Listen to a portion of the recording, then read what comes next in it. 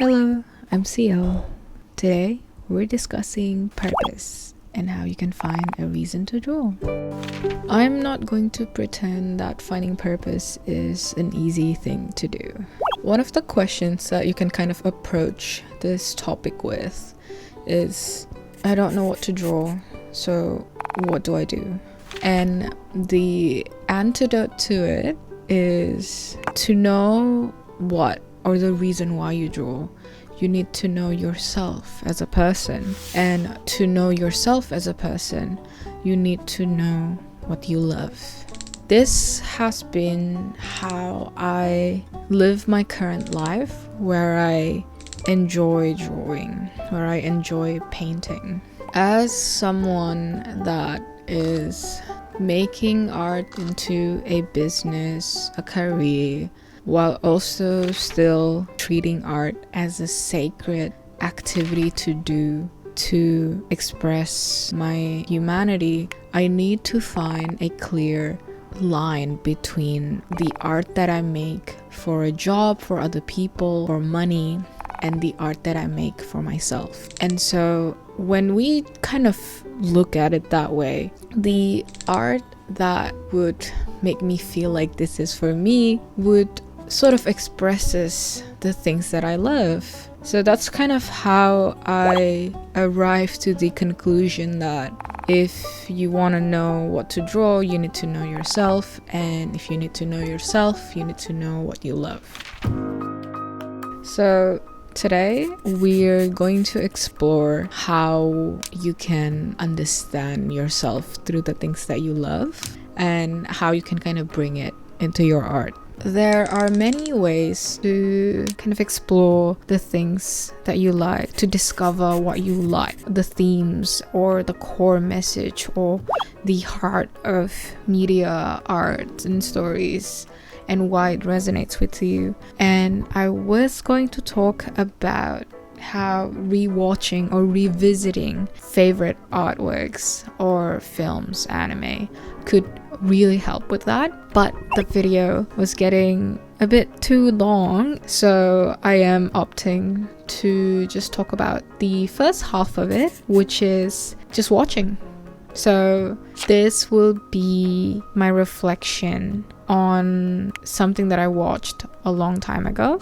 So I watched haikyuu for the first time 5 years ago, and back then I was still living with my parents and I was in the middle of applying to my dream animation school, and I've been rejected twice, and that's 2 years out of high school living with rejection. I cried during a lot of moments in haikyuu, but one of the most notable moments back then was in season 4.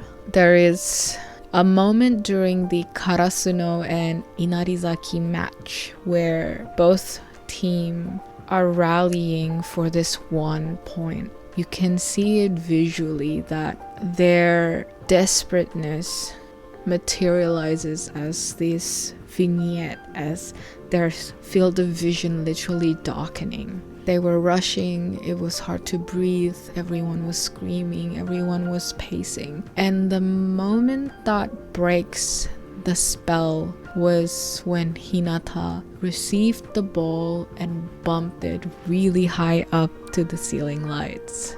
That was his way of telling everyone to take it slow. They bought everyone a very precious second to breathe again. When this moment transpired, it felt like Hinata was saying this personally to me. I was in a similar position as Karasuno, where I was really rushing to get better at art.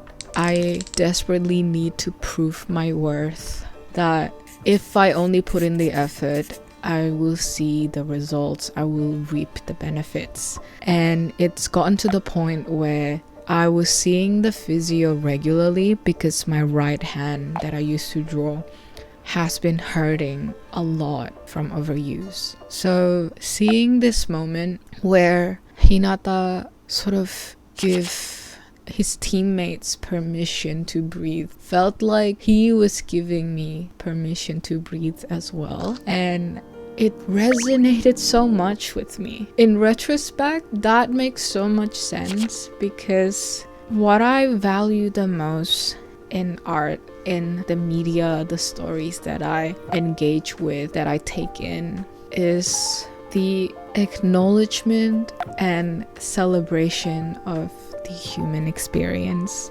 the suffering and pain and joy and love of being human, of being alive on this planet. I find that this is the theme, the core of the stories that make me care and love any media that I come across with. It's a gradual thing that I realize. It's not that one day I realized, oh yes, human experience, this is peak. It was through seeing all of my favorite anime, like Haikyuu, March Comes In Like a Lion, my favorite books like Cersei, Seven Husbands of Evelyn Hugo. All of these stories, they encapsulate the feeling of being human and the experience and struggles of living a life as humans, except Cersei, even though she's a goddess. But that kind of shows that, like, it's not who the characters are, it's not the genre, it's not the time period that defines whether I'm going to love something. It's whether I feel like my experience being human is acknowledged and expressed back to me. And this high awareness of what I love is what's allowing me to bring that into my own art. There are a few art that I made that is very, very close and dear to my heart. Not because I knew it was going to be when I was making it, but in retrospect, like after I step back and look at it again, after a certain period of time, I can see the feeling that I put into it. I can see the exact experience memory that I am trying to engrave onto something tangible. Because, you know, when we're living life, there is often very little remnants of what we experience and what we see, how we feel. And to me, art is a way that I can capture something very close and dear to me. And even though no one else in the world would understand or would see what I'm seeing, I am happy to know that I'm able to make that for myself. A couple examples is this one, which is I called Crossroads, but has been renamed because we often refer it to Rain instead. So Rain is a piece that I made when I was waiting for a crossing in the city, and it hasn't rained for quite a while. I don't remember the feeling of having my boots wet or like clutching my bag so close to my chest so that it doesn't get wet, and being so close to someone sharing an umbrella. I don't think I've experienced that in a very long time. So when that happened, it left such a strong impression in my mind, and I wanted to capture that.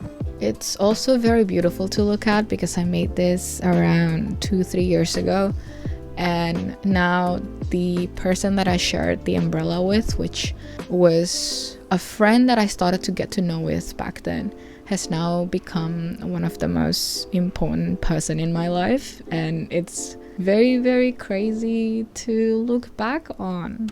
Like, that intention was not there in the painting, and yet I painted it anyway, I depicted it anyway, and now I can look back on it with my entire life since 3 years ago, all the days that I've lived, and my relationship with this person as it grows. It adds stories on top of that initial painting, and it's so rich of story. I don't know what to say. And also another thing why this painting is really special is that it was the first painting that I've ever sold as prints. I was helping a friend at their art market, and they let me sell a few of my art pieces, and this was one of the painting that I printed out, and it was such a surprise to me that people would like it so much that they would spend money to have that piece taken home with them. And I don't know, it's such a magical thing, and I would like to believe that it's because I put so much of myself and so much genuine human feeling into it. Other humans who see it would connect to the human experience imbued in it, even though it's not written down, even though it's not explicitly said anywhere, but you as a human can feel it as well. Guys, I'm not gonna lie, this video has been really hard to make. The script has been drafted and chucked away more than 10 times, and I think it just goes to show how hard it is to find purpose, and it's not an easy topic to kind of talk about. I'm looking back on this video as I'm editing it, and I feel like my answer of the reason why I draw and my purpose being kind of experiencing and celebrating the human experience is a very wide and universal answer. I feel like maybe you will find out that you also draw so that you could celebrate your existence, which is to be celebrated. But maybe your celebration would look different from mine. Maybe the drawings that come out of the same core would look different because you're a different person than me, and the way you think, the way you see the world would be different from me as well. However, I do believe that no matter who you are, and no matter what sort of experience you kind of go through and how you arrive to where you are with your art now, if you are drawing to celebrate your existence, to make meaning out of your existence, I feel like you are on track on making art for yourself. And yeah, I wish you all the best in your own journey to find your purpose. Just make sure that you watch a lot of good things and you reflect back on why those things are good and why you love those things. Hi, welcome to the postscript. Thank you so much for watching the video, and thank you for 10k subscribers.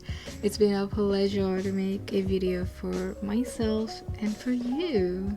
And if you've gone this far, please let me know what are your favorite anime, books, movies, music videos, anything that resonates with you. And if you figured out what sort of core themes or core message that really inspires you to make art, please let me know. I would really love to read them. If you like the reviews that I put up on this video, you might be interested on my Patreon as well, because I share a lot more thoughts and also tips on paintings. It's more of a casual workshop workspace where I share a lot more of my thoughts as I go, as I experience things, and I would really appreciate the support. It will help me to make more videos like this for you on YouTube and give me the time to learn and then give back my knowledge to the community. So yeah, thank you again for watching, and I will see you in the next moon.